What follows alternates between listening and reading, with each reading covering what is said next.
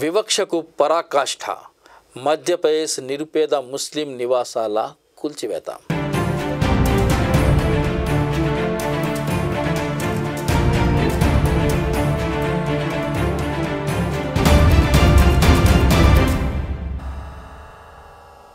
మధ్యప్రదేశ్లోని మండ్లా జిల్లా పాలనా యంత్రాంగం జూన్ 15న భైంస్వాల్ గ్రామానికి చెందిన 11 మంది ముస్లింల ఇళ్లను కూల్చేసిన సంఘటన వివాదాస్పదమైంది. ఇది ఫాసిస్టు పాలనకు ఉదాహరణగా సుప్రీంకోర్టు న్యాయవాది ప్రశాంత్ భూషణ్ ట్వీట్ చేశారు. రిఫ్రిజిరేటర్లలో గొడ్డు మాంసం ఉందన్న అనుమానంతో మాంసం స్వాధీనం చేసుకున్న తరువాత ఇండ్లను కూల్చివేశారు.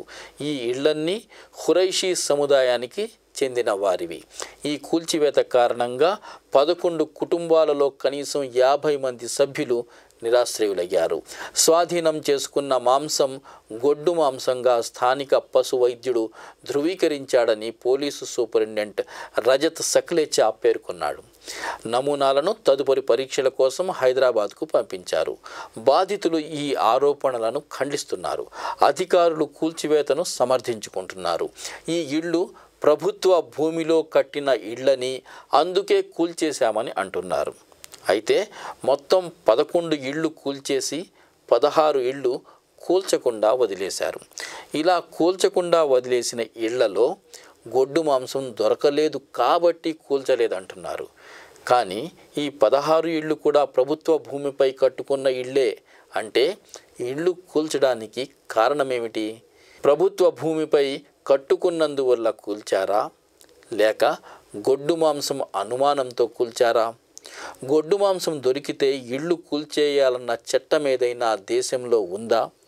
ప్రభుత్వ భూమిపై 27 నివాసాలు ఉన్నప్పుడు కూల్చివేసిన వాటి పక్కనే ఉన్న 16 ఇళ్లను ఎందుకు విడిచిపెట్టారని అడిగినప్పుడు మాండ్లా కలెక్టర్ సలోని సెడానా జవాబిస్తూ ఈద్ పండుగ కాబట్టి సానుభూతి కారణాలతో ప్రస్తుతానికి కూల్చకుండా వదిలేసినట్టు చెప్పాడు.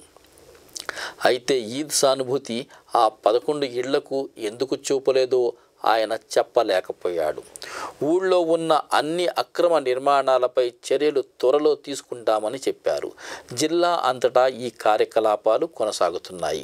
పశువుల అక్రమ రవాణాకు సంబంధించి భైంసాహి గ్రామానికి గత చరిత్ర కూడా ఉందని పోలీసులు అంటున్నారు.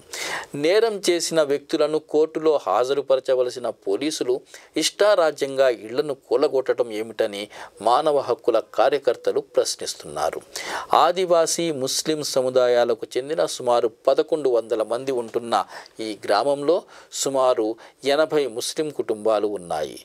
15,000 చదరపు అడుగుల ప్రభుత్వ భూమిలో నిర్మించిన సుమారు 27 ఇళ్లలో 11 ఇళ్లను లక్ష్యంగా చేసుకుని పోలీసు ఆపరేషన్ జూన్ 14న జరిగింది. ఇళ్లను రాళ్ల కుప్పగా మార్చేశారు. కొన్ని కొత్తగా కట్టిన ఇళ్లైతే కొన్ని దశాబ్దాల క్రితం కట్టుకున్న ఇళ్ళు కూడా ఉన్నాయి. 2 రోజులుగా బాధితులు మండుతున్న ఎండలో తమ కూల్చివేయబడ్డ ఇళ్ల ముందు వీధిలో ఉంటున్నామని, తమ వస్తువులు చెల్లా చెదురుగా పడి ఉన్నాయని, పిల్లలు ఎండలో అలమటిస్తున్నారని, గత 2 రోజులుగా ఏమీ తినలేదని చెప్పారు. సుప్రీంకోర్టు న్యాయవాది గోవింద్ యాదవ్ ఈ చర్యను ఖండించారు. ప్రాథమిక హక్కుల ఉల్లంఘనగా ఆరోపించారు. రాజ్యాంగంలోని ఆర్టికల్ 22ను ఆయన ఉదాహరించారు. ఒకవేళ వాళ్ళు నేరం చేసి ఉన్నట్లయితే శిక్షను కోర్టు నిర్ణయిస్తుంది. వారి ఇళ్లను కూల్చివేసే హక్కు పాలనా యంత్రాంగానికి లేదని వాదించారు. ఈ చర్యను సుప్రీంకోర్టులో సవాలు చేయాలనుకుంటున్నట్లు ఆయన ప్రకటించారు. బాధిత కుటుంబాలలో ఒకరు తాము గత 50 సంవత్సరాలుగా ఈ స్థలంలో నివసిస్తున్నామని, ఆ భూమి ప్రభుత్వ ఆస్తి అని తమకు ఎప్పుడూ ఎవ్వరూ చెప్పలేదని అన్నారు. తాము క్రమం తప్పకుండా విద్యుత్, నీటి బిల్లులను చెల్లిస్తున్నట్లు ఆధారాలు చూపించారు. అక్రమ పశు రవాణాకు సంబంధించి ఒక వ్యక్తిని అరెస్టు చేశారు. మరో 10 మంది అనుమానితులను పట్టుకోవడానికి ప్రయత్నిస్తున్నారు. చట్టబద్ధ పాలనకు సంబంధించి ఈ సంఘటనలు అనేక ప్రశ్నలు లేవనెత్తుతున్నాయి. 2024 ఫిబ్రవరిలో మధ్యప్రదేశ్ హైకోర్టు రాష్ట్రంలో ఇళ్ల కూల్చివేతకు వ్యతిరేకంగా తీర్పు ఇచ్చింది. ఇలాంటి చర్యలు న్యాయ విరుద్ధమైనవిగా పేర్కొంది. ఇటువంటి శిక్షాత్మక కూల్చివేతలు దేశవ్యాప్తంగా, ముఖ్యంగా ఉత్తరప్రదేశ్, మధ్యప్రదేశ్, ఉత్తరాఖండ్, ఛత్తీస్గఢ్, గుజరాత్, అస్సాం మొదలైన రాష్ట్రాల్లో జరుగుతూనే ఉన్నాయి. ఎక్కడో ఒకచోట ఏదో ఒక నేరం జరుగుతుంది, ఉద్రిక్తత పెరుగుతుంది, హింసాత్మకంగా మారుతుంది.